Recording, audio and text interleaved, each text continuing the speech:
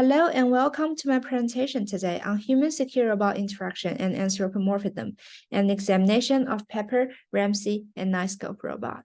My name is Xin Yi, and this work is conducted by myself and Professor Lionel P. Robert. In this paper, we looked into secure robots, and we define it as robots specifically designed to protect humans and properties by deterring illicit activities through security tasks. Secure robot is becoming more and more popular nowadays. However, there's a challenge that not everyone accepts secure robot. Therefore, we try to understand how to better increase people's acceptance of them. In HRI field, anthropomorphism is a quite popular concept. It refers to the representation of robots as humans or to attribute human-like qualities to robots. We anticipate anthropomorphism would make an effect here because it has been proved to have a generally positive effect on human-related outcomes. However, to the best of our knowledge, no direct connection has been found between anthropomorphism and the acceptance of secure robots. Therefore, in this study, we try to solve the question, what's the effect of anthropomorphism for secure robots? We propose our first hypothesis here. Anthropomorphism will increase the acceptance of secure robots. There is also another factor we want to consider, interaction scenario. We anticipate it could perhaps moderate the relationships because the preference for anthropomorphism in robots has been found to be highly context sensitive. One previous study on secure robot also found there was more agreement among men and women on the intention to use secure robots for indoor locations than open public places. Therefore, we propose our second hypothesis. Interaction scenario will moderate the impact of anthropomorphism. The impact will be stronger in an outdoor rather than indoor settings. So next, we will move on to the methodology. Our experiment was conducted in a virtual reality cave. During the experiment, participants needed to wear VR glasses, and they could walk freely within the physical boundaries of the space. We employed a 3x2 between subject design here. The two independent variables were robot types and scenarios. We selected 3 different robot types to create different levels of anthropomorphism.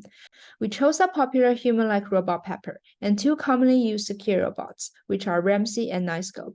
Each of them has different anthropomorphic design.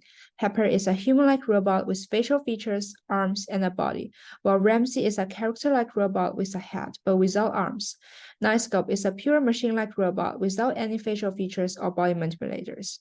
Regarding the scenarios, we chose commonly used indoor hallway scenario and an outdoor parking lot scenario. This is what participants saw through their VR glasses. During the experiment, participants were guided to the VR cave to interact with the robots.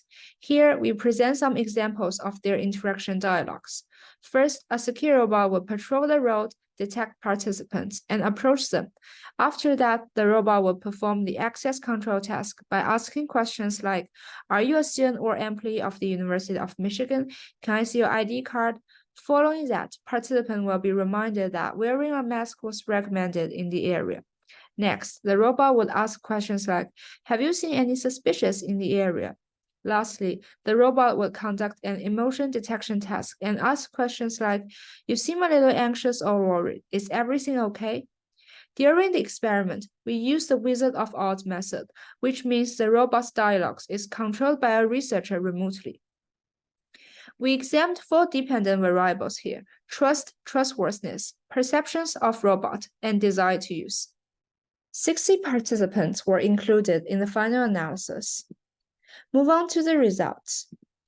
We first conducted the manipulation check to ensure that participants perceive robots with different anthropomorphism. Results showed a significant main effect of robot type. Post-hoc analysis showed that participants perceived Pepper with higher anthropomorphism compared to Knightscope, which indicated the effectiveness of our manipulation of Pepper and Knightscope. However, no significant difference were found for the RAMSEE compared to the others. Next, let's see the results. First, we found significant main effect of robot type on ability, integrity, and desire to use. Compared to Knightscope, Pepper were perceived to have higher ability, marginal significant higher integrity, and more desire to use. RAMSEE and Knightscope also showed a marginal significant trend. However, no difference was found between RAMSEE and Pepper. We did not find any significant effects on other outcomes. Therefore, our first hypothesis was partially supported. People tend to have higher trustworthiness and intention to use a human-like robot compared to a mechanical robot. Next, we explore the effect of scenario and the interaction effect between scenario and robot type. However, we did not find any significant results, which rejects our second hypothesis. So, to sum things up, we examined the robot type and scenario in human-secure robot interactions. In doing so, we tried to answer two research questions. The first was, do anthropomorphism impacts people's acceptance of secure robots? Our results show that the answer is yes. Anthropomorphism does have an effect in people's acceptance of secure robots, but in some specific outcomes, which are ability, integrity, and desire to use. Therefore, we recommend future secure robots incorporate more human-like designs to maximize people's acceptance.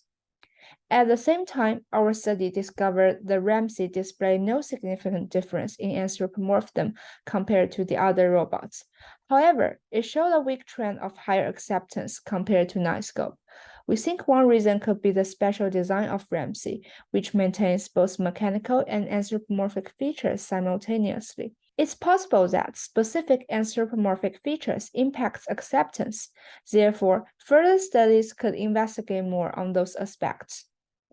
Our second question related to interaction scenario. Specifically, does interaction scenario moderate the relationships between anthropomorphism and acceptance? Our results did not find any support for that. We examined the indoor hallway and outdoor parking lot, but did not find any significant results. However, we think more research is needed to examine more different scenarios. That concludes our presentation. Thanks for your time and listening.